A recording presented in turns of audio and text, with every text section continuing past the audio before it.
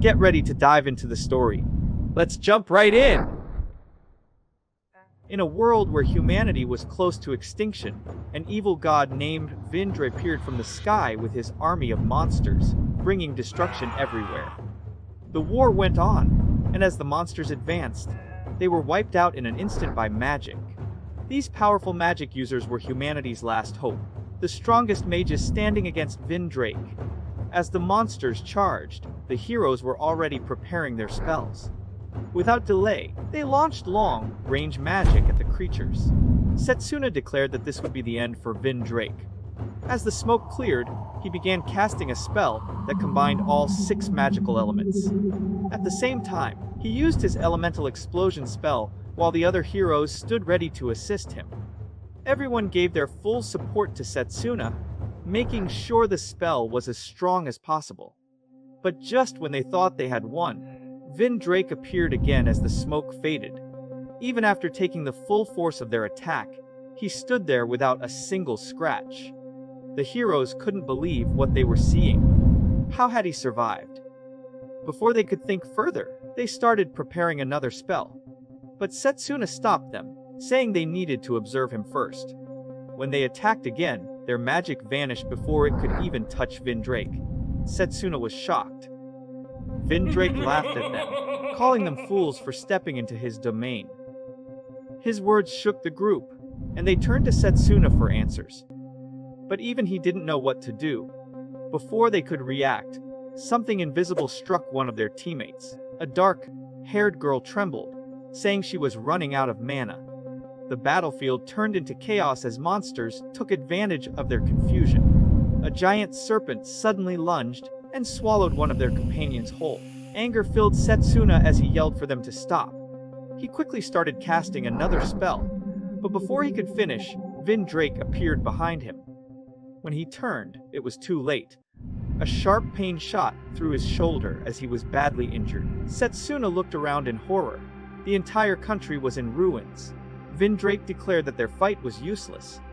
But Setsuna refused to give up. Gathering the little magic he had left, he threw a punch at Vindrake. To his surprise, the attack created a hole in Vindrake's arm. Setsuna was stunned. He hadn't expected such weak magic to work. It was a low-tier spell, yet it had an effect. That was when he realized something important. Maybe this was the way to defeat him. But in his current state, he was too weak to fight. Vindrake smirked and said this was all someone like him could do. Suddenly, Setsuna's necklace started glowing with energy. It was a gift from his headmaster. A memory came to him. When he was younger, he had once asked his headmaster why he was given the necklace of rebirth. The headmaster explained that the necklace contained the spirit of time, allowing the wearer to undo their past regrets. However, Setsuna had once thought it was useless and had considered leaving it behind. Seeing this, the headmaster simply laughed, saying it was expected from someone at the top of the magical academy. He then told Setsuna that one day, he would definitely need it. Back in the present, Setsuna clutched the necklace tightly. He finally understood his biggest regret, not using it earlier. But now, he had another chance, and this time, he vowed to win for sure. A bright light surrounded him, and before he knew it, he was back at his academy. Still feeling a bit confused, he looked around. A friend patted his back, saying it was his turn. That's when Setsuna saw Leo standing nearby. He was shocked. Leo had disappeared long before the evil god appeared. That's when it hit him. He had really gone back 10 years in time. Clenching his fists as he looked at the academy, he once again declared that he would defeat the evil god. However, Leo repeated that it was his turn, reminding him that they were at the blessing ceremony. With that, Setsuna walked toward the professor, while the other students whispered among themselves. Setsuna was well known, not just for his skills, but because he was the greatest genius of the academy, possessing an affinity for all paths of magic. The professor opened a book, and powerful magic poured out from it. In the world of magic, there were different paths, and to use a spell, one had to master a specific technique. This made learning multiple types of magic extremely difficult. The professor then called out to Setsuna, asking him to choose his magical path. In his mind, Setsuna thought that long-range magic would be the obvious choice. Magic was fueled by mana and mainly used to attack enemies from a distance. With long-range spells, most opponents could be defeated easily. Normally, this would be the best choice for someone like him. But he knew the truth. Even if he became the strongest mage in the world, that kind of magic would be useless against Vindrake. So, he did something unexpected. Instead of choosing long-range magic, he turned away. The crowd around him fell silent, shocked by his decision. Even Leo was confused. That morning, Setsuna had told him he would choose long-range magic. But now, he had chosen melee combat magic instead.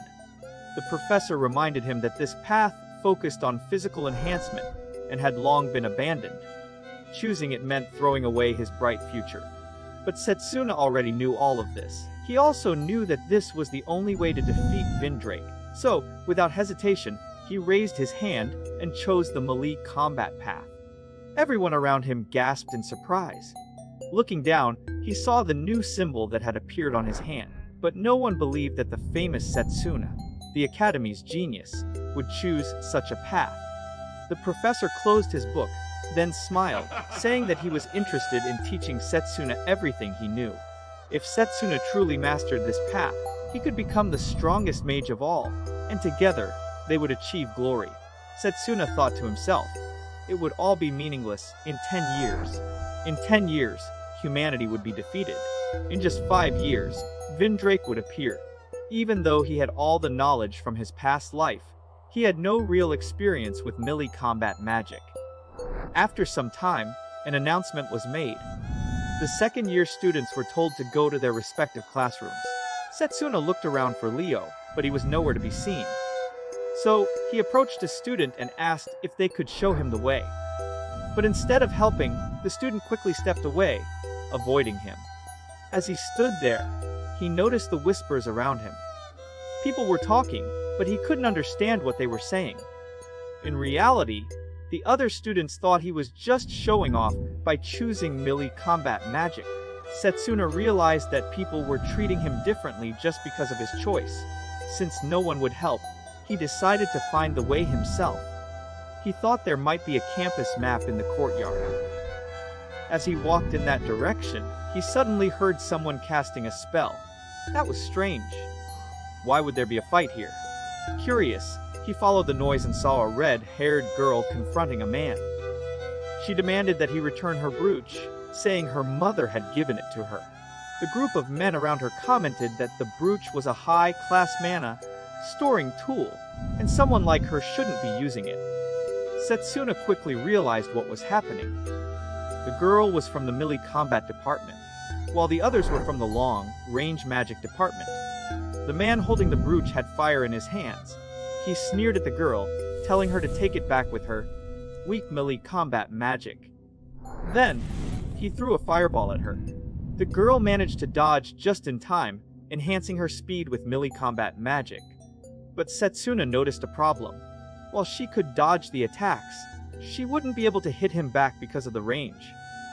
Gritting her teeth, the girl shouted that she would never let them keep something her mother gave her.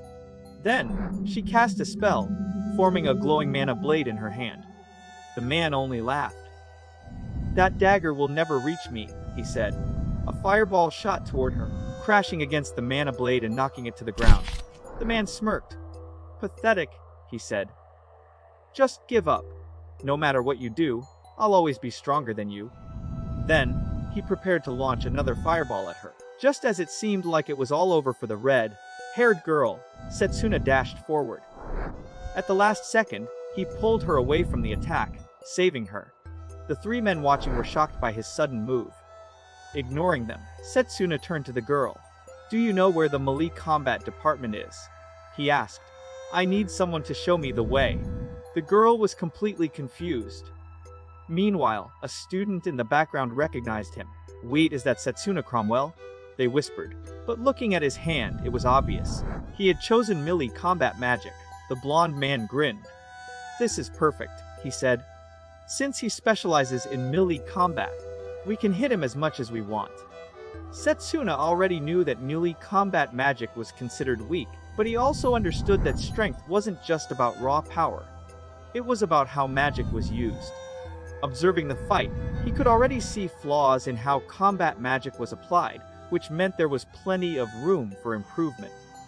The red-haired girl tried to stop him, but before she could, the blonde opponent had already begun casting another spell. Without hesitation, Setsuna enhanced his leg strength with mana, allowing him to move at incredible speed. Fireballs shot toward him, but at this pace, dodging them was effortless. Realizing he had complete freedom of movement, he pushed himself further, testing how far he could go. His opponent, growing frustrated, intensified his attacks, conjuring even larger fireballs in both hands. But no matter how many he launched, Setsuna avoided them with ease. Then, with a precise strike of his mana blade, he did something unexpected. He sliced through one of the fireballs, making it dissipate instantly. The spectators were stunned. Even the girl, who had some knowledge of melee combat magic, hadn't thought that was possible. But for Setsuna, it was clear in a battle of magic, skill and control mattered just as much as raw power. His ability to finely manipulate mana allowed him to cut through magic itself, a technique that could make melee combat magic far more useful than most people assumed. Desperate, the blonde opponent decided to cast a high-level spell, despite his friends warning him against it. However, he never got the chance to finish. Before he could complete the incantation, Setsuna closed the distance in an instant. Fell over the courtyard. No one had expected melee combat magic to be this effective. One of the onlookers even questioned whether such power was really possible with this type of magic, but the outcome spoke for itself. Setsuna had overpowered a stronger opponent simply by using speed, precision, and technique. Raising his hand, he demanded the brooch back. Defeated and out of options, the blonde opponent reluctantly handed it over before leaving with his group. Setsuna returned the brooch to the red-haired girl, who accepted it gratefully. She introduced herself as Leah Rozuil, and while she already knew who Setsuna was, she couldn't understand why someone as famous as him had chosen melee combat magic. He didn't bother explaining. It wasn't something people would believe anyway. Instead, he simply asked for directions to the melee combat department, and after a brief pause, she agreed to guide him there. With that, the encounter ended, and they headed off together. As they hurried to the orientation, Leela mentioned that it had already started, urging Setsuna to pick up the pace. Walking through the vast campus, he quickly realized just how unpopular melee combat magic was. The department was tucked away at the farthest end. On the way, Leela questioned how he had managed to form a mana blade. Setsuna explained that it was all about mana control. Unlike most people who saw combat magic as a force approach, he believed it had far more potential when applied creatively. If he could master it, there was even a chance he could counteract the evil god's dissipator, a power that negated magic itself. The scene shifted. Setsuna sat before the headmaster, who, removing his gloves, revealed something unusual. His hands bore two distinct magical paths. One was clearly summoning magic, but the other was unlike anything Setsuna had ever seen. When he asked about it, the headmaster remained cryptic, saying the truth would be revealed when the time was right. He then confided in Setsuna, entrusting him with the knowledge of his second magic. Something he had never spoken of before, given that the previous headmaster had been assassinated right after an emergency involving the evil god. Setsuna knew this hidden power carried grave risks. Still, if he could learn it, he might be able to alter the course of fate. Snapping back to reality, Leela announced that they had arrived at their destination. Still deep in thought, Setsuna couldn't help but wonder, what would it take to earn the headmaster's recognition? The professor of the melee combat magic department didn't seem pleased by their late arrival. When Leela tried to explain, he dismissed it as unimportant. To him, nothing they had accomplished before mattered now. The moment Setsuna set foot in this department, his worth was reduced to nothing. Approaching him, the professor spoke with disdain, making it clear that he saw Setsuna as just another failure for choosing this path. But Setsuna wasn't one to back down. If the professor thought melee combat magic was worthless, why was he even teaching it? His words struck a nerve. The professor, irritated by his defiance, held himself back from outright lashing out but made it clear. If Setsuna was so confident, he would have to prove himself.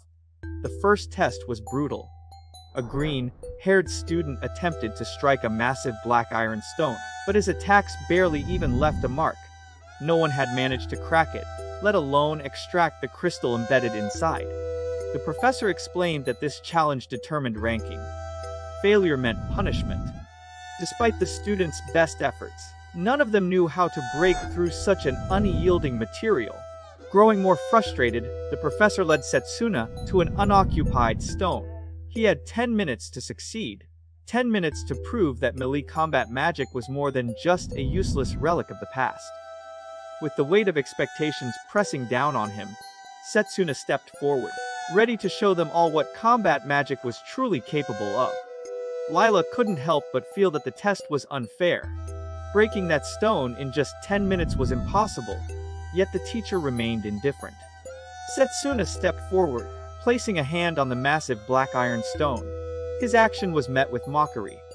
The teacher sneered, telling him to kneel and apologize if he wanted extra time. But instead of backing down, Setsuna calmly stated that he wouldn't need 10 minutes. Just 10 seconds would be enough. His words were met with disbelief. Even Layla thought he was being reckless. The stone was massive, made of an exceptionally durable material, and even the instructor himself had only managed to break it after 30 minutes. Yet, with an unwavering look in his eyes, Setsuna made it clear there would be no second chance. As he focused his energy, he reminded himself of his ultimate goal. Gaining the headmaster's recognition meant proving he was the best, starting here and now. With that resolve, he summoned his mana blade and charged at the stone. At first, nothing seemed to happen. The teacher scoffed, ready to humiliate him further. But then, the stone suddenly crumbled, breaking apart from the inside out. Setsuna calmly reached into the rubble and retrieved the embedded crystal, repeating his claim. It had only taken 10 seconds. Gasps filled the training ground. Layla and the other students stared in astonishment at what they had just witnessed. But the teacher refused to believe it. To him, it had to be cheating. If even he couldn't break that stone in 10 minutes, how could a mere student do it in seconds? Setsuna, unshaken, suggested that maybe the teacher should go back to being a student instead. Irritated, the instructor prepared to retort, but a sudden voice interrupted.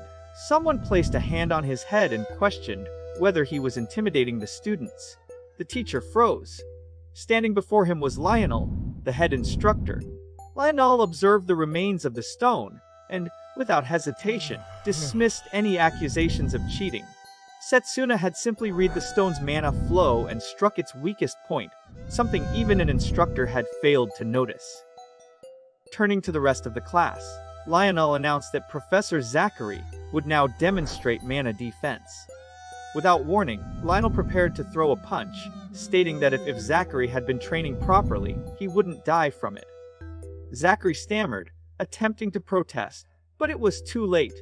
Lionel's punch sent him flying. Watching the absurd scene unfold, Setsuna couldn't help but wonder what kind of person Lionel was. As if sensing his thoughts, Lionel approached, patting him on the back and acknowledging his skill. Though he was in a lower-ranked department, Lionel simply wished him luck. But Setsuna had no intention of settling for just that.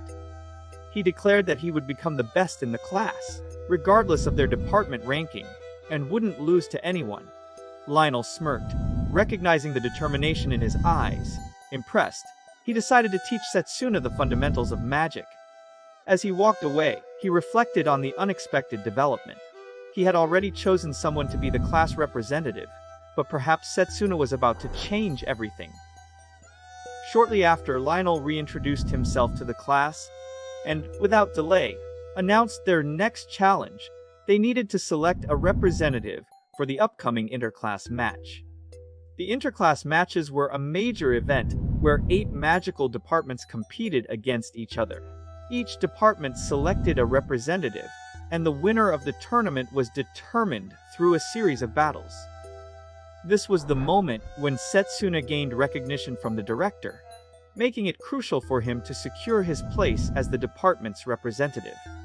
Just then, Lono called for Setsuna, revealing that he wasn't the only one who had successfully extracted the crystal. Someone else had done it before him, using only raw physical strength. Turning to the side, Setsuna noticed a figure, and Lono introduced him as Drago Red.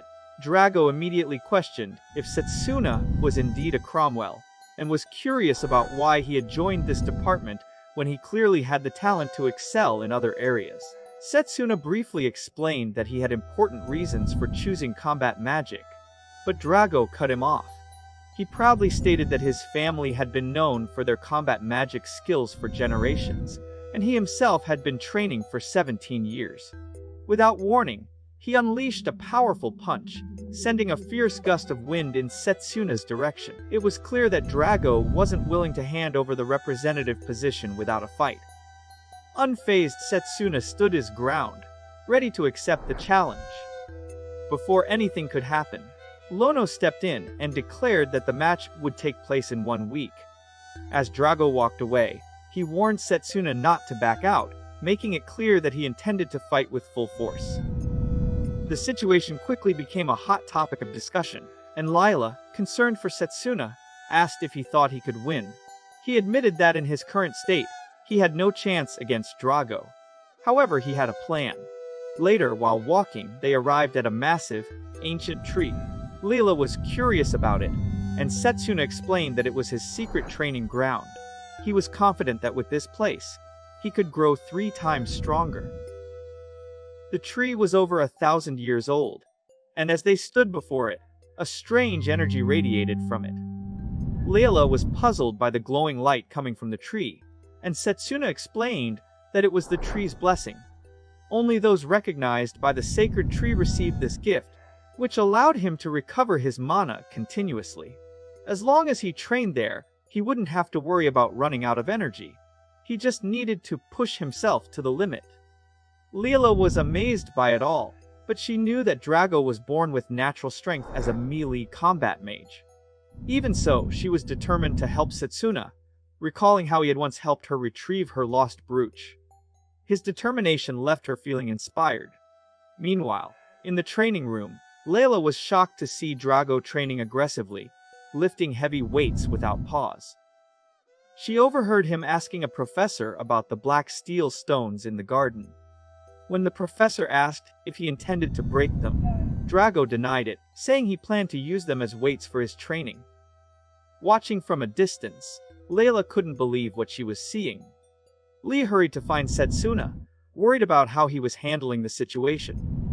Meanwhile, Setsuna sat beneath the sacred tree, calmly reading a book on martial arts. Seeing this, Lee grew frustrated, telling him that this wasn't the time to be so relaxed. She explained everything she had learned. Drago was doing push-ups using black steel stones. However, Setsuna remained unfazed, as this level of training was expected from someone like Drago. He reassured her that everything was going according to his plan.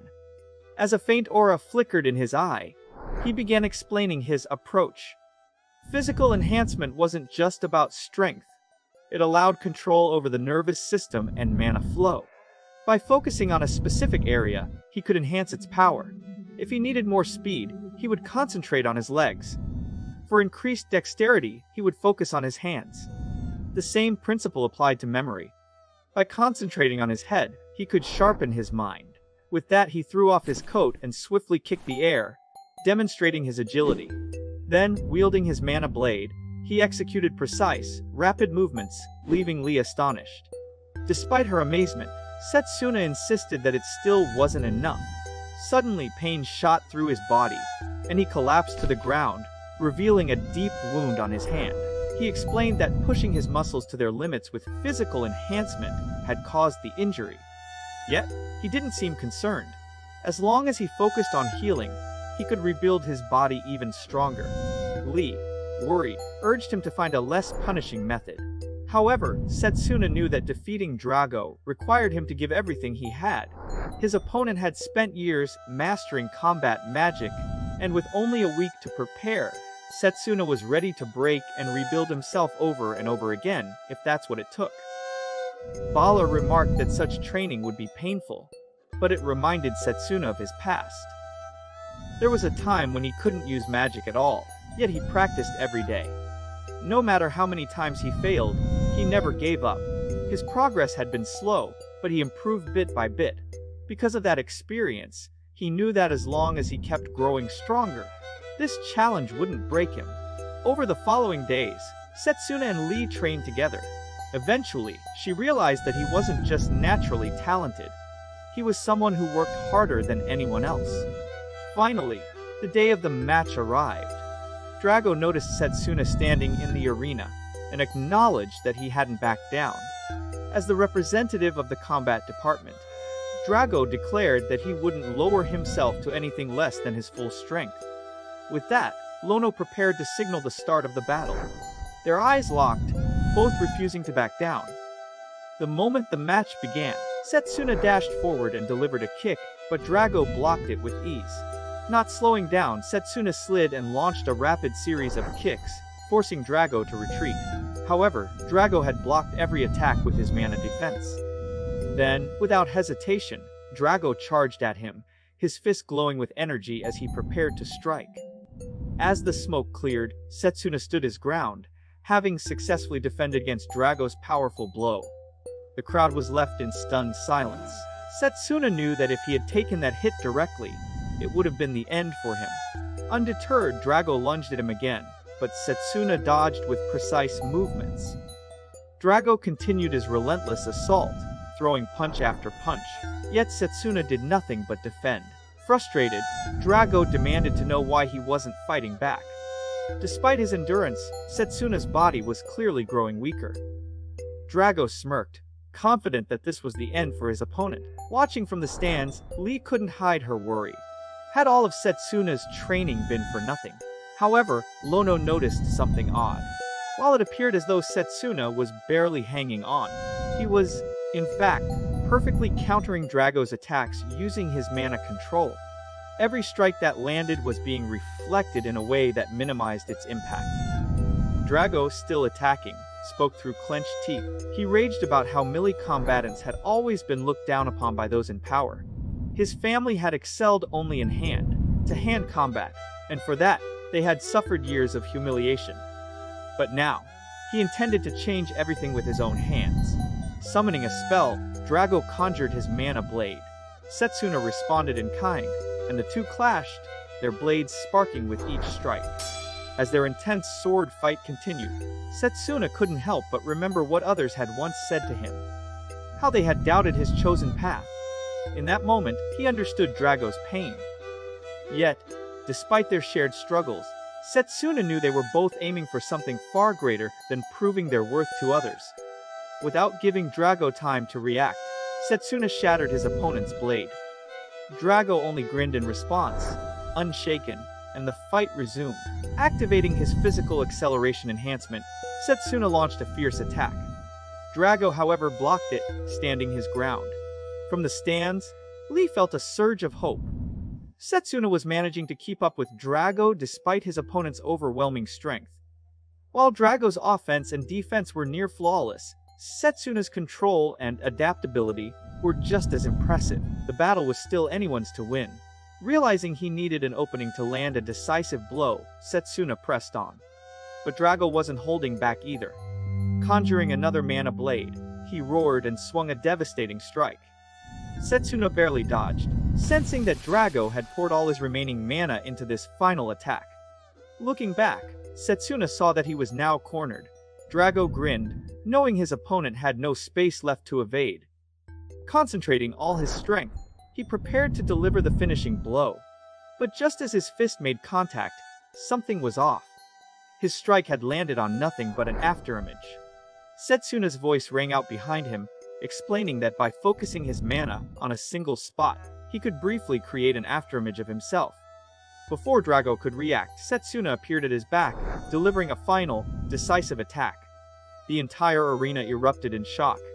Leono, realizing what had happened, announced that Setsuna had executed a perfect counterattack, seizing the advantage at the last moment. "The match is over! The winner!" Setsuna Cromwell. Still lying on the ground, Drago gritted his teeth and struggled to get up. The sight of Drago standing after taking a direct hit shocked everyone. However, the attack had been controlled so it wouldn't be fatal. Setsuna extended a hand toward Drago, but instead of taking it, Drago asked why he fought. Setsuna responded that he fought to protect those important to him and to ensure that nothing was ever taken from him again. He declared his determination to become the strongest. Drago, understanding his resolve, accepted defeat. Setsuna then realized that Drago's strength could be a valuable asset in the battle against the evil god. Later, at the gathering place, Liano lifted Setsuna's arm and officially declared him the representative of the melee combat department. A few days later, Lonel informed Setsuna that it was time for the representatives to meet and warned him to stay alert. As Setsuna entered the meeting room, he was immediately mocked by a blonde-haired man with glasses. The man smirked, implying that Setsuna had only come to embarrass himself. When Setsuna noticed the emblem on his uniform, he realized this man was the representative of the enchantment magic department. Without warning, the blonde man stepped on Setsuna's foot and smugly announced that he would be his opponent in the first round. He mentioned that in the past century, no one from the combat department had ever won the tournament. Instead of reacting with anger, Setsuna casually stepped on the blonde man's foot in return, pretending it was some kind of formal greeting. His sarcastic response annoyed the blonde man, who glared at him. Unfazed, Setsuna confidently stated that the combat department would win this year. The blonde man scoffed, telling him not to say reckless things. Before tensions could rise further, the director arrived. His presence commanded immediate respect, and everyone quickly bowed. He reminded them to wait until the matches started before engaging in unnecessary fights. Observing the situation, Setsuna recognized that everything was unfolding just as it had before his regression. Meanwhile, a pink-haired girl politely greeted the director, promising to do her best in the tournament. Setsuna glanced at her and instantly remembered Carol. Her presence hadn't changed. She had been a formidable opponent in the past, and even though he had defeated her before, he knew he couldn't underestimate her. The director then addressed the gathered representatives, acknowledging their skills and expressing his excitement to see 8 talented individuals compete. He explained the tournament format, where opponents would be chosen randomly for one-on-one battles. The matchups were as follows: melee combat magic versus enchantment magic, healing magic versus long-range magic, formation magic versus summoning magic, and lastly, uncategorized special magic versus alchemy magic. He further clarified that these battles were considered practical lessons, and that the tournament would begin in 10 days. Until then, they had the choice to train and improve their abilities or take time to rest before the matches. The director expressed his excitement to see everyone's matches. As he left, the representatives bowed in respect. This was the only chance Setsuna had to speak with him, so he quickly followed and called out. The director turned and asked if he was the melee combat department's representative. Setsuna confirmed, introducing himself as Setsuna Cromwell and stating that he had a request. He wanted the director to teach him his magic if he won the tournament. At first, the director found it unnecessary, reminding him that his specialty was melee combat. However, Setsuna clarified that he wasn't asking about summoning magic. He was referring to the director's other magic. This caught the director off guard. He questioned how Setsuna knew about it while his mana flared slightly, a clear sign that he was now on guard. But Setsuna couldn't back down. The second magic was absolutely necessary to fight the evil god. He insisted that he could explain later, declaring that he would win the tournament and prove himself. He urged the director to believe in him. After a long stare, the director seemed convinced. He agreed to teach Setsuna his second magic. If he won, however, he warned that the path wouldn't be easy. Setsuna, determined, assured him that he would claim victory and bowed in gratitude before leaving. Later, while eating, Setsuna thought about thanking Leela for bringing him the delicious bread. But he had little time to relax. The tournament was just 10 days away, and he needed to prepare. Suddenly, he sensed danger and managed to block an incoming attack. It was the blonde-haired man again, striking from his blind spot. Dusting off his shoulder, the man smirked, clearly still holding a grudge. Setsuna, irritated, questioned his behavior. The blonde man admitted that he wanted to fight immediately, unable to let go of his humiliation. But Setsuna dismissed him, pointing out that he had only brought it upon himself. After a moment's thought, the blonde man decided it wouldn't be wise if word got out, so he withdrew his golems and declared that he would be fully prepared for their match. Observing him, Setsuna admitted that his opponent had real talent. He had gathered a large amount of material and controlled it skillfully. However, his regret at losing the bread was greater at that moment. The next day, Lano led the class in analyzing a previous battle between Drago and Setsuna.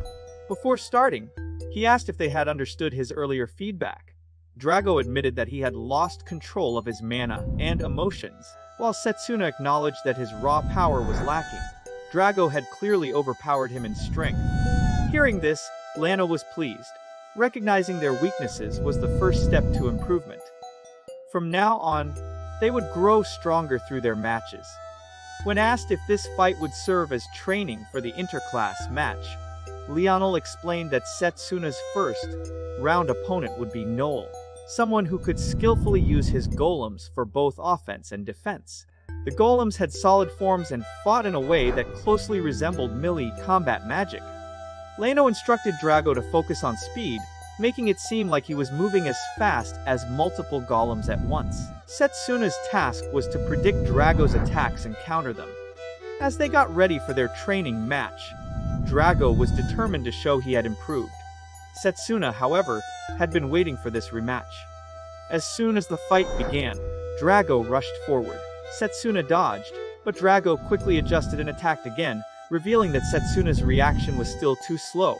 Lano, observing from the side, was impressed with Drago's speed.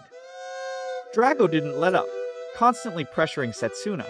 However, after some time, Setsuna started recognizing Drago's attack patterns and began dodging more effectively. Lano encouraged him to keep avoiding the strikes while preparing a counterattack. The battle carried on until both fighters were exhausted. Afterward, their instructor handed them drinks, telling Setsuna that soon he would be able to handle multiple golems with ease. Encouraged by these words, Setsuna thanked his teacher. Lano was pleased to see how quickly Setsuna was learning. Finally, the much-anticipated interclass tournament at Eldridge Academy of Magic had arrived. The students were excited, eager to see who would emerge victorious. Some in the crowd started placing bets. One of the bullies from before, who had bet on Setsuna, loudly cheered for him. Just then, the representative of long-range magic entered the arena, looking completely at ease. A spectator explained that the battlefield changed randomly before each fight, and this time, the setting was a desert. This worked in favor of the blonde-haired man, who appeared satisfied with the choice. The audience cheered for him, convinced of his victory. Leah was irritated by the jeers aimed at Setsuna, but the match was about to begin. The announcer gave the signal, and the blonde-haired man stepped forward, holding a small black steel stone in his hand. He explained that this rare mineral was a key component for crafting golems. As he tossed the stone into the sand, a golem formed instantly. He claimed that not even a blade could scratch it. Then, pulling out a bag filled with similar stones, he threw them across the battlefield. One after another, golems emerged, quickly forming an army. Layla was stunned by the sheer number of golems. The blonde-haired man confidently declared that with the endless supply of sand, he could create an infinite number of them, making it impossible for Setsuna to get anywhere near him. The spectators in the stands shouted for Setsuna to give up, believing the match was already over. However, Setsuna remained unimpressed. He calmly stated that he had expected something far more challenging. Annoyed by this response, the blonde-haired man immediately sent his army to attack. As the golems charged forward, a sudden explosion erupted. Thinking the fight was already won, the blonde-haired man assumed Setsuna had been taken down. But as the smoke cleared, Setsuna stood tall, having destroyed one of the golems. With confidence, he declared that he had mastered the power of the black steel stone. The blonde-haired man was stunned. His golems were known for their toughness, yet Setsuna had destroyed one with ease. Still, he brushed it off, claiming it didn't matter since he could just summon more. But before he could act, Setsuna confidently stated that close combat was his specialty. Even against these golems, he wouldn't lose. Without hesitation, he destroyed every golem that had been summoned. Realizing he had no other option, the blonde-haired man tried to summon more golems. However, before he could react, Setsuna rushed forward and landed a solid punch, knocking him to the ground. Because of the swirling sand, the spectators couldn't see what had happened. But when the dust settled, only one person was still standing, Setsuna Cromwell. He had won the first match. Both Setsuna and Layla were pleased with the outcome, while the audience was left in shock. Some spectators assumed that Noel, the blonde-haired man, must have self-destructed. After all, they believed someone from the combat department couldn't possibly win. However, that wasn't the case at all. Setsuna's victory had also caught the attention of a mysterious man with purple hair. The scene then shifted to the second match. Layla invited Setsuna to sit beside her to watch the fight. He thanked her, mentioning that by observing, he might pick up some useful strategies. The battle began, and Carol, the representative of the summoning department, clearly had the upper hand. Using her summons, she launched a barrage of blue crystals at her opponent. Meanwhile, the other contestant, from the formation magic department, attempted to close the distance. Though he was at a disadvantage, his movements were impressive. Watching the match, Layla commented on how incredible the different magic styles were. Despite that, she was still determined to become strong in combat magic. Setsuna asked why she had chosen that path. She explained that a combat mage had once saved her and her brother from a bear attack when they were children. That moment had inspired her to grow stronger so she could protect others. Feeling a little embarrassed, she admitted that her reason might sound childish. However, Setsuna disagreed. He believed that since she had chosen this path from the heart, she would definitely become stronger. A bit flustered, she thanked him for his encouragement. Just then, a friend of hers named Leo appeared and called Setsuna over. Leo was the second strongest in the long-range magic department, just after Setsuna. He approached and complimented Setsuna on his match, then teasingly asked if there was something going on between him and Leela. Setsuna didn't understand what he meant, but Leela, blushing, quickly walked away, insisting that Leo was mistaken and that they were just friends.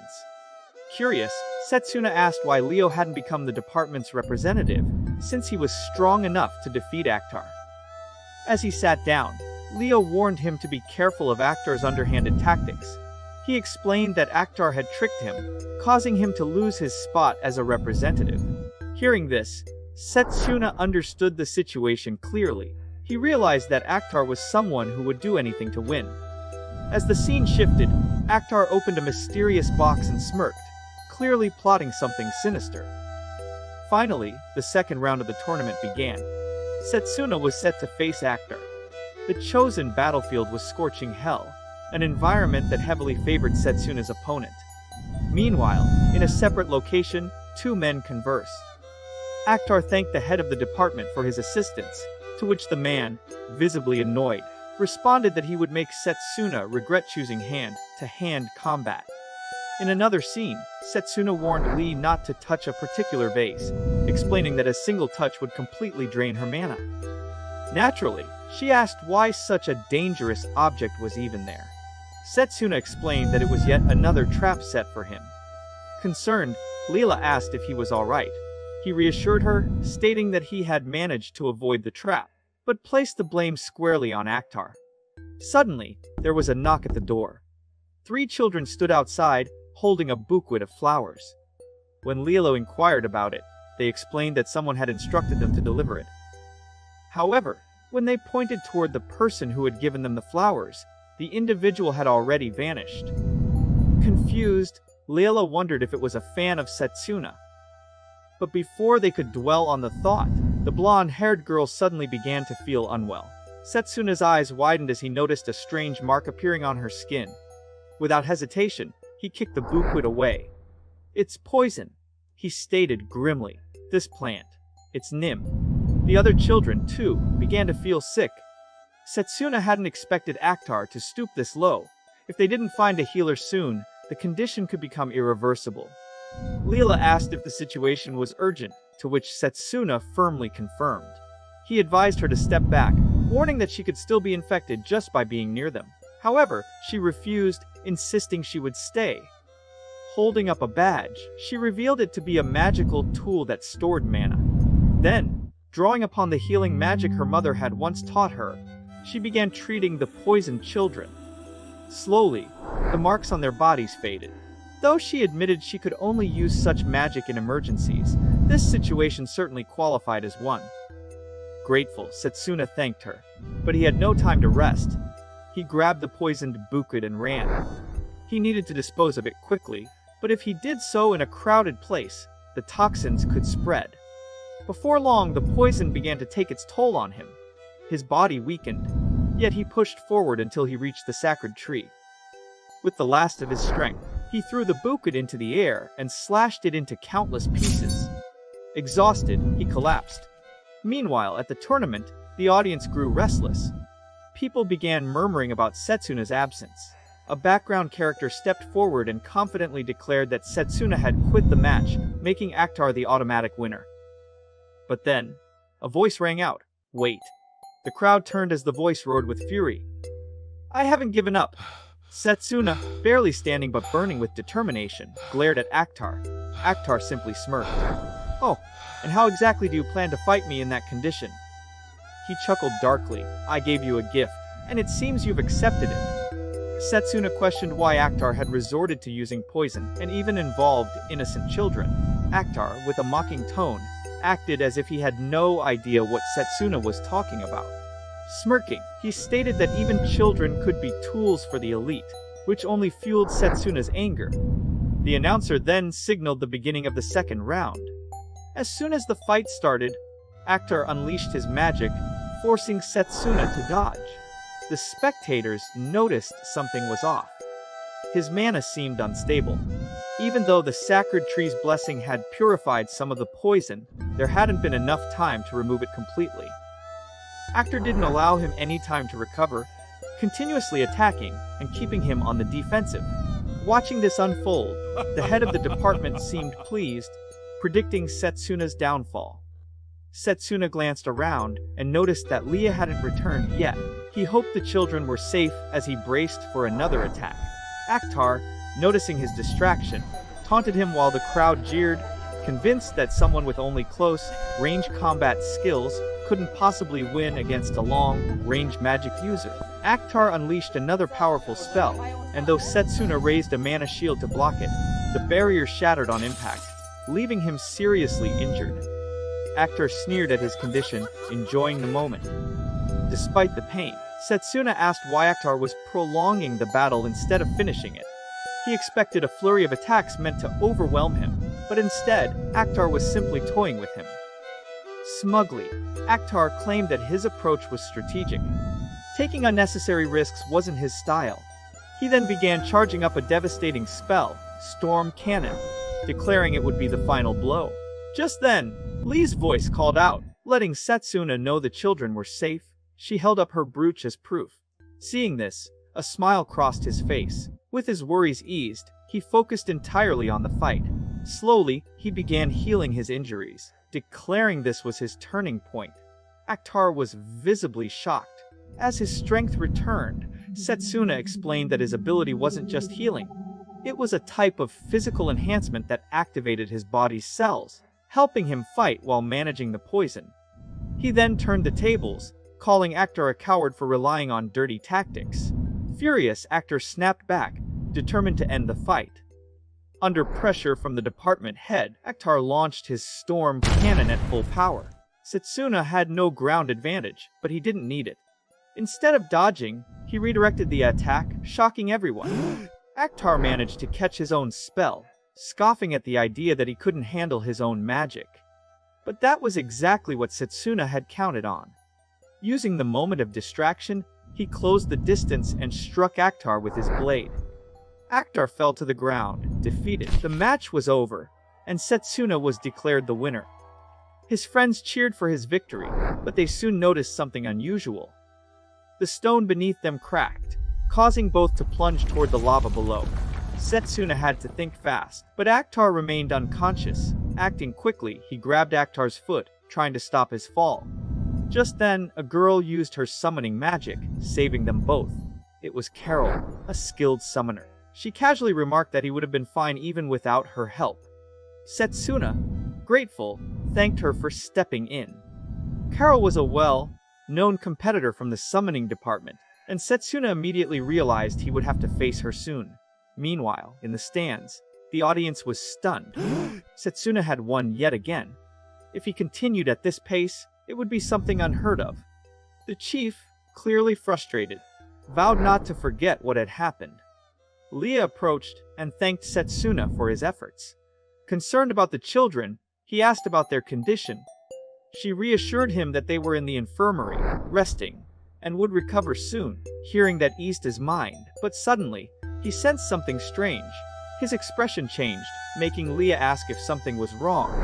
What he felt was an intense, menacing magic, one filled with killing intent. It made him wonder what was truly lurking within this tournament. Elsewhere, Setsuna realized he needed more power to counter the mysterious force he had sensed. He soon met with Liano, who had been called to see him. Liano, puzzled, asked why. Setsuna addressed him as Comet Fist Lianul, a name that clearly stirred old memories. Liano was surprised to hear it and asked how Setsuna knew. Before his regression, Setsuna had heard stories of Liano, how he had once defeated fierce dragons with a single punch before leaving the army. Now, he wanted to learn that very magic. It had been a long time since anyone had called Liano by that title, but Setsuna insisted that right now, nothing else mattered. Among all the fighters here, Liano was the strongest. Liano, casually smoking his cigarette, questioned why Setsuna was still seeking power. He already seemed strong enough. However, Setsuna disagreed. He wasn't strong enough yet. He refused to lose to anyone, even if his opponent was a god. That response piqued Liano's interest. Although it wasn't a technique he usually taught, he decided to train Setsuna. Channeling mana into his fist, Liano demonstrated an overwhelming surge of energy. He explained that the technique consumed too much mana, making it impossible to use repeatedly. However, one strike was all it took. With that, Liano unleashed his technique, and the sheer force of his devastated everything around them. Setsuna was in awe of the power, but it was clear that this move wasn't ideal for one-on-one combat.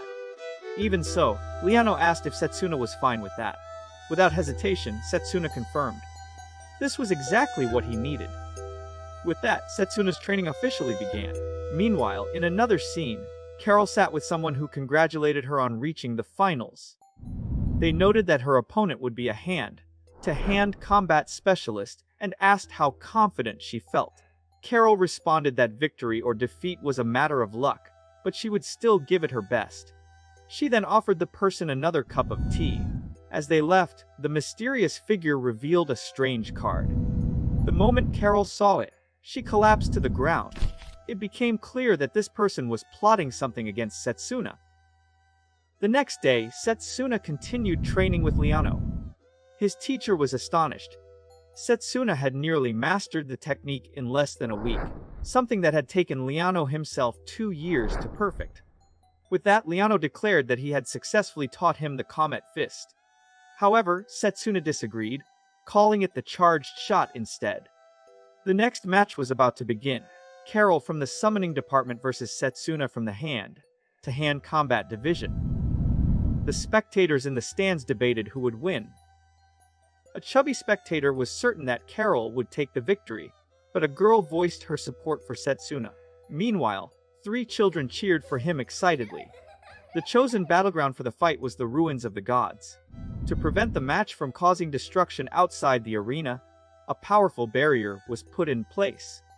Lee, watching from the stands, grew anxious.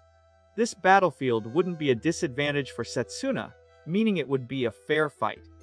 Setsuna turned his gaze toward the director, expecting him to keep his promise and teach him about his second magic. Just then, Carol called out to him with a playful smile, saying, "Let's get along." With that, the final match began. Wasting no time, Carol summoned her Fenner and unleashed a devastating breath attack. It resembled a raging snowstorm. However, Setsuna reacted quickly, dodging the assault.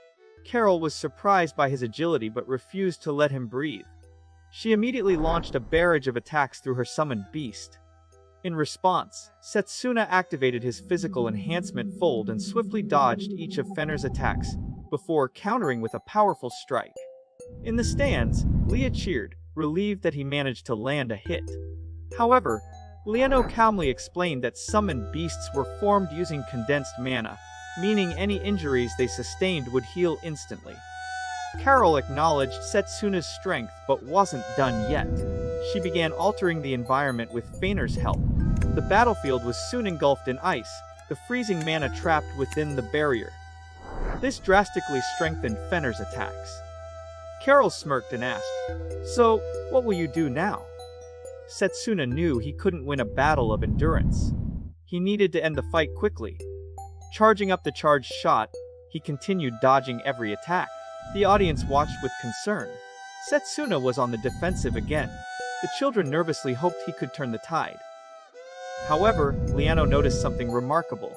The charged shot normally required time to charge. Yet, thanks to Setsuna's refined mana control, he was managing to build up energy while still fighting. The match was far from over. That was certainly no easy feat. Carol quickly realized that Setsuna was planning something, and she wasn't about to let it happen. Without hesitation, she summoned a second beast, stunning everyone in the audience with her raw talent. Now, both of her summoned creatures charged at Setsuna together.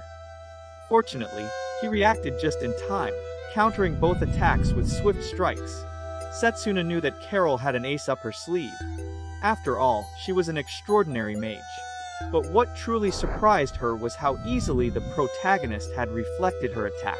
He wasted no time preparing for another strike. However, before he could act, a mysterious figure muttered, "It ends here," and snapped his fingers. Suddenly, Carol's body shuddered unnaturally. Setsuna's eyes widened in shock. The mana surrounding her felt eerily familiar. It was the same ominous presence as the evil gods. Carol raised her hand against her will, and countless beasts began to materialize across the battlefield. Some spectators gasped in awe, but others quickly noticed something was wrong. This mana wasn't hers. Carol struggled to resist, her voice trembling as she pleaded for the match to be cancelled. She begged for the barrier to be lifted and asked desperately where the mages were.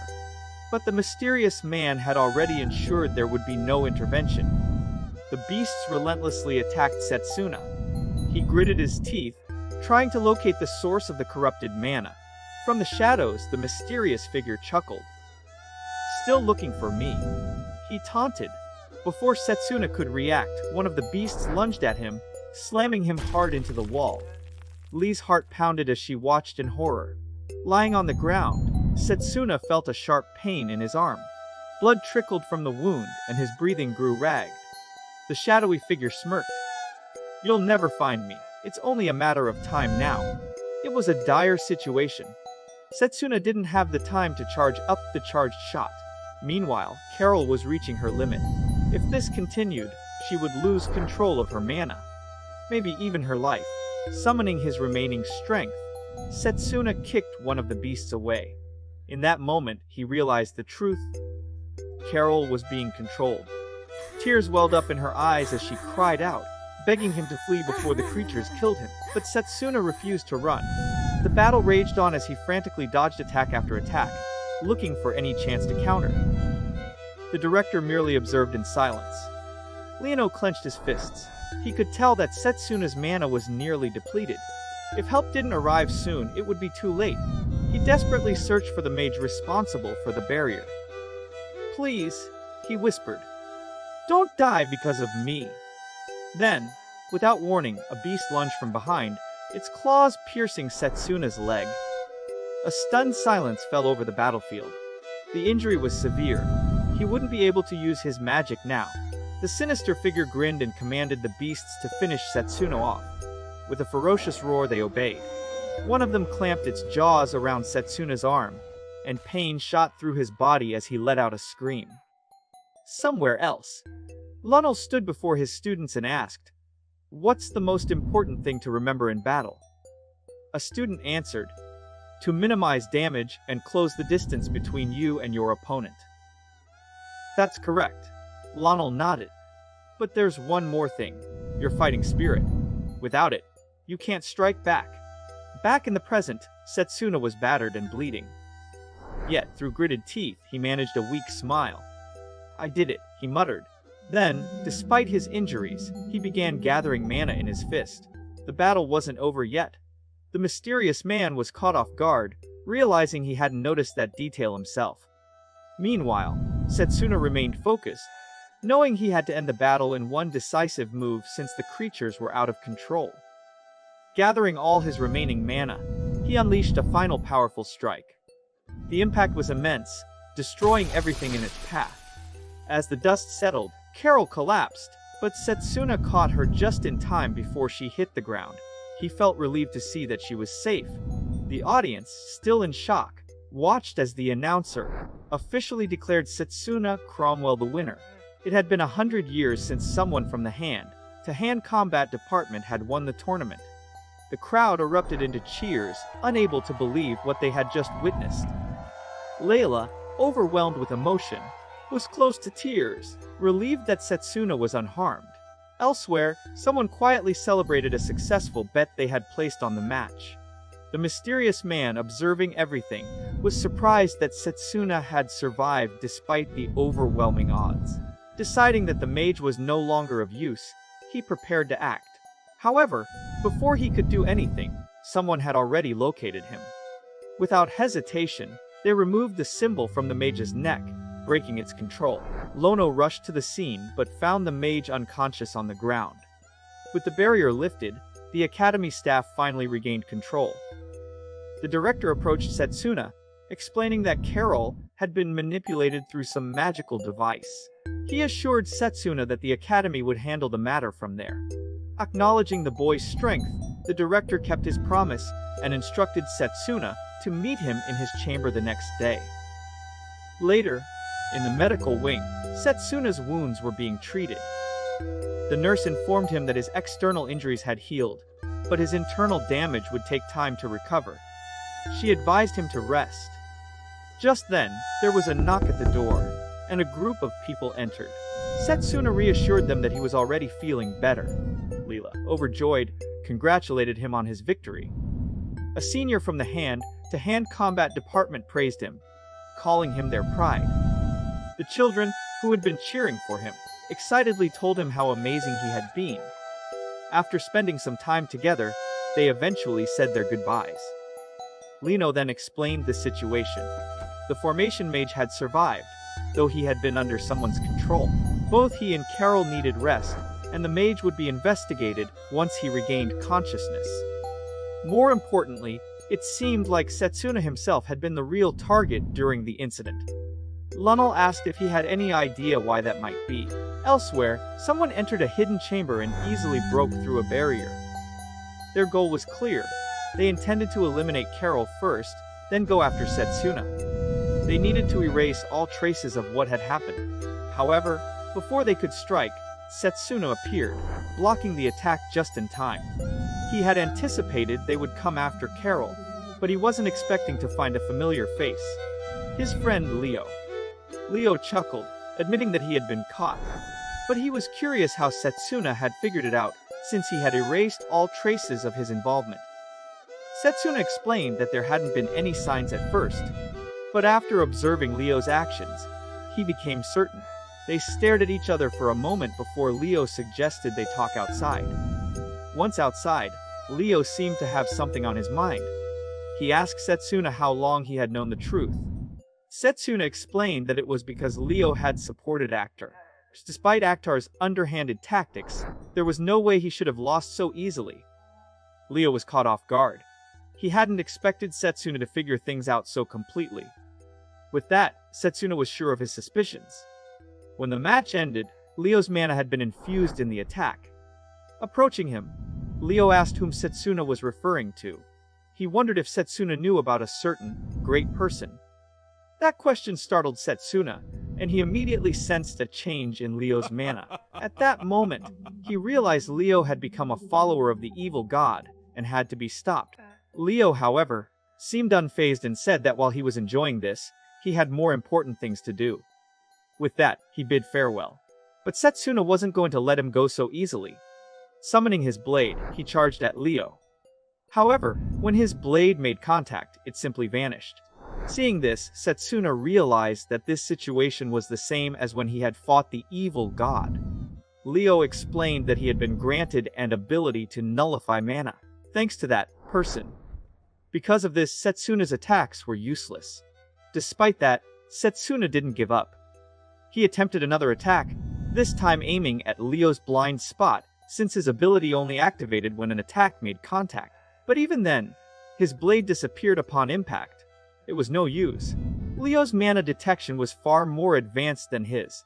Leo then used flame magic to throw Setsuna back, apologizing for attacking him before he had fully recovered. He acknowledged Setsuna's talent, admitting that combat magic rarely reached this level.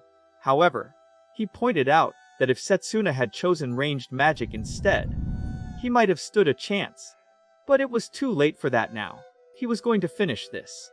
Without hesitation, Leo attacked directly at Setsuna's wound, intending to end the fight quickly.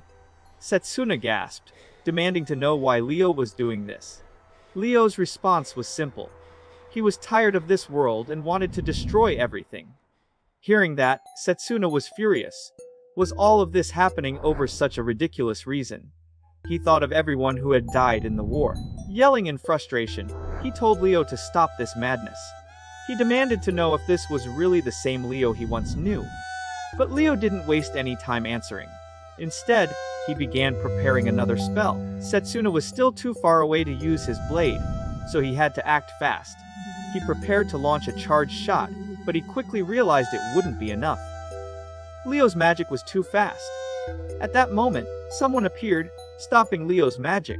Looking to the side, they saw that it was the director. Setsuna felt a wave of relief upon seeing him. The director apologized for arriving late, then turned to Leo and asked if he was responsible for the tournament incident. Leo was surprised that the director had figured it out as well, though it was expected from the Academy's best student. Without hesitation, the director's aura flared intensely as he declared his intent to restrain Leo. He unleashed a powerful flame attack, its sheer firepower leaving Setsuna astonished. However, the attack was useless. Leo effortlessly dispersed the magic. He admitted that, under normal circumstances, he would have been in trouble. But thanks to the authority granted by that person, he was untouchable. The director, seeing this firsthand, was surprised that the magic nullification was real. Setsuna, confused, asked how Leo had already known about this ability. Leo explained that the knowledge had been recorded in the Silver Rock family archives. A long time ago, a similar power had awakened, and magic nullification was one of its abilities. As Leo walked toward them, he declared that their magic was useless against him. Even the director, Dawn, and Silvero stood no chance. He then began preparing an attack, and Setsuna noticed it would be composed of 3 elements. The director, now focused, opened his eyes just as Leo launched his spell. He quickly warned Setsuna to dodge, and both of them leaped away just in time, leaving Leo in disbelief. He was certain his attack should have landed. The director smirked and asked if Leo really thought his magic was invincible. Amused, Leo admitted the director possessed an interesting power, but he asked what he thought of this. At that moment, he released a powerful aura infused with the evil god's energy. He declared that he wouldn't leave a trace of the director behind. Realizing this battle wouldn't be easy, the director knew that if they fought at full strength, the academy would be completely destroyed. Exchanging a quick glance with Setsuna, he made his move. He summoned several glowing butterflies, and with his beast companion, he launched an attack on Leo. Leo immediately understood what the director was trying to do. He was deliberately minimizing the damage to the academy. He didn't complain though. After all, that was the director's duty. The battle intensified as the director and his beast attacked in unison. However, Leo's magic was stronger.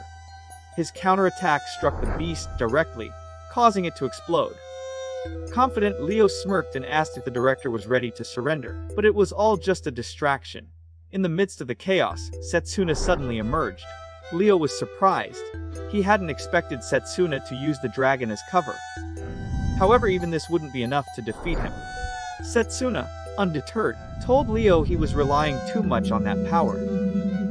Then he charged forward, determined to prove that choosing combat magic was the right decision. He would prove it with this attack. Leo warned him not to underestimate the power of that person. Ignoring the warning, Setsuna advanced toward Leo's barrier. With a powerful strike, he shattered it, causing a massive shockwave. The sheer force of the impact destroyed everything around them, leaving devastation in its wake. The director acknowledged that even magic nullification had its limits and praised Setsuna for his efforts. Seeing Leo on the ground confirmed his theory. If a direct attack was fast enough, it could break through Leo's authority. His decision to use this strategy had been the right one. With the immediate danger taken care of, the director noted that Setsuna's technique was remarkable, but insisted his injuries needed attention. However, before they could react, Leo stood up again despite taking a direct hit. A new aura surrounded him, signaling that the fight was far from over. With a serious expression, he unleashed another spell, forcing Setsuna to summon his mana blade to block it. But as soon as the blade made contact, it shattered instantly, sending him crashing into the wall. The director called out to him, but he was barely conscious, trying to make sense of what had just happened. He wondered if Leo had somehow combined long-range magic with nullification. At that moment, memories of past training surfaced in his mind. He recalled practicing with Leo, who had warned him about an attack aimed at his head. Back then, Setsuna hadn't fully understood what that meant. A voice echoed in his mind, reminding him of his shortcomings, the moments when he had failed to protect those who depended on him. Suddenly, Setsuna woke up in a bed. Leela, who had been by his side, was startled but relieved to see him regain consciousness. She immediately expressed her concern, explaining that he had been unconscious for 3 days. Hearing this frustrated him. He had been defeated twice by the power of the evil god, but an idea quickly formed in his mind, and he urgently asked about the director's whereabouts. Leela told him he was in his chamber and asked what he was planning. His answer only made her more worried, but before she could stop him, he placed a reassuring hand on her shoulder, apologized for making her worry, and left the infirmary. Meanwhile, in the chamber, the director was addressing others when Setsuna suddenly entered, determined to speak with him. His sudden arrival caught everyone's attention, and the director was pleased to see him awake. Lano, observing the situation, pointed out how badly he had lost. However, Setsuna set that aside for now, knowing that Leela and Drago were waiting for him. Acknowledging his failure, he apologized to the director for letting him down and requested an explanation of what had happened after he lost consciousness. But before he could listen, a sharp pain shot through his body, reminding him of his injuries. The director reassured him, saying he still needed time to recover. He then explained that after Setsuna had been defeated, Leo hadn't finished him off because he had exhausted too much of his mana. Despite that, Leo had clearly enjoyed the fight. Before leaving, he created a rift in space, calmly bidding farewell to the director and promising they would meet again in the future. The director didn't want Leo to escape, but the portal he had created led to something entirely unknown. He needed to be prepared before making a move. Setsuna understood the situation. Those mysterious eyes beyond the portal belonged to an unknown entity. Perhaps he knew something about it. The director quickly turned to Setsuna, asking if he had any information. He insisted that Setsuna share everything he knew immediately. In response, Setsuna removed his glove and revealed something, explaining that he had quite a bit of knowledge about that magic. After seeing this, the director asked if Setsuna trusted him. At that moment, Setsuna hesitated. Should he tell the director about the future? Time travel was not something people would easily believe. Noticing his hesitation, the director questioned if there was a reason he was holding back. That's when Setsuna had an idea. he told the director to look at his necklace. When the director examined it, he noticed that the blessing of time had vanished. This meant it had already been used in another timeline. Setsuna confirmed this, explaining that he had activated 10 years in the future to try and change his regrets. After thinking for a while, the director began to understand. A future where he would die and the evil god would rise into the world. Accepting such a fate was difficult. But for Setsuna to use the blessing of time to go back 10 years, he must have carried an unimaginable weight. Standing up, the director acknowledged how much Setsuna had endured alone. But from now on, he would support him. He would become part of his strength. This lifted a huge burden from Setsuna's heart, and he sincerely thanked the director. With his help, he now had a real chance to stand against the evil god and possibly prevent that terrible future. Turning to him, the director said he would teach him a second type of magic. One that could counter the evil god. It was a unique power, separate from any known system. This was called spirit magic. With that, he suggested they move to a different location. As they changed scenes, the director remarked that this place brought back memories from his past. He then explained that spirit magic involved fusing with a spirit, using mana as a medium to draw out great power. It was a different kind of magic where endless combinations were possible. Hearing this surprised Setsuna. The director then told him that rather than explaining further, it would be easier to demonstrate. His eyes suddenly glowed, and Setsuna realized he had already used this power during the fight with Leo.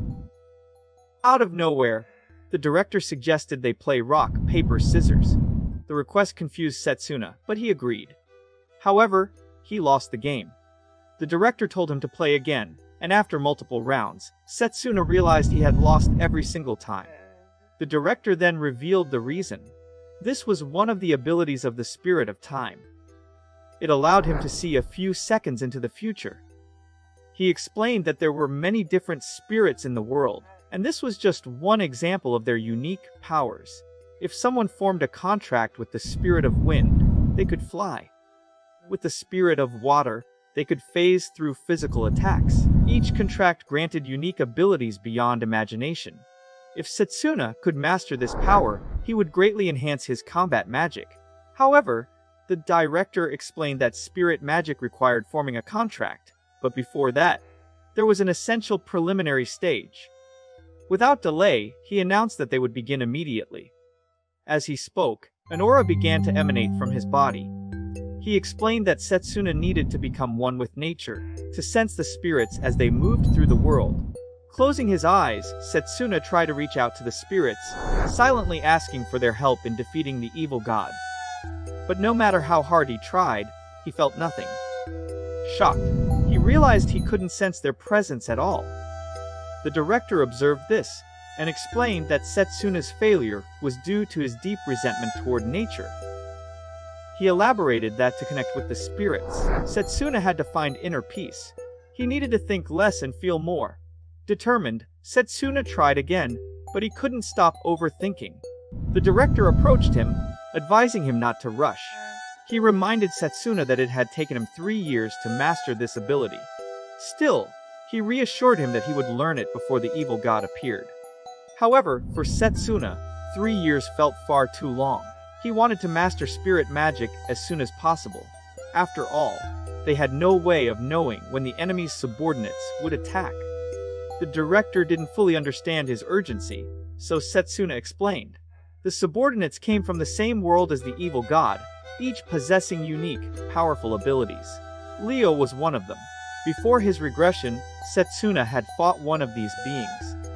Despite having an advantage with long-range magic, his opponent was overwhelmingly strong. Hearing this, the director asked if this enemy was one of the 12 powers. Setsuna confirmed it, but added that there were others like Leo, hiding in the world. Understanding Setsuna's concerns, the director still urged him not to rush. Pushing himself too hard could lead to disaster.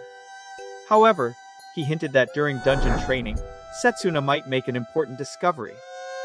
Setsuna didn't understand what he meant, but the director explained that Lano would provide further details. He assured him that he would eventually find a way to surpass his limits. But the journey would be grueling, so he advised Setsuna to rest and recover properly. Meanwhile, in a separate location, a group of monstrous figures gathered. One of them smirked, saying a surprise was coming. As the door creaked open, Leo walked in. "You're late," one of the apostles said. Another apostle glared at him. "You kept us waiting too long, Leo. Do you want to die?" A third apostle scoffed. "Not only did you fail to kill a mere student, but you acted alone and still got injured, and then you ran away. How do you plan to take responsibility for that?" Leo looked up and sighed. "Sorry, boss. Guess I couldn't look cool in front of my best friend." Zan, their leader, narrowed his eyes. "Wipe that smirk off your face. It's irritating." For a moment, the two locked eyes, tension thick in the air. Then, without warning, Zan lunged at Leo. One of the apostles spoke up, telling everyone to stop arguing. They were apostles and should act accordingly. Anakia, the one who spoke, asked if they understood his words, his presence alone sending out a strong, intimidating aura. Despite that, he suggested they start with the reports first. However, Zan shifted the conversation back to Leo, questioning how they should handle him. If Leo stood in his way, Zan declared he would deal with him personally. Puker, on the other hand, asked to handle the assassination instead, saying it would be more entertaining for him. But Sadanaka dismissed both suggestions, stating it wasn't necessary. He had already made a deal with someone he was confident would get the job done.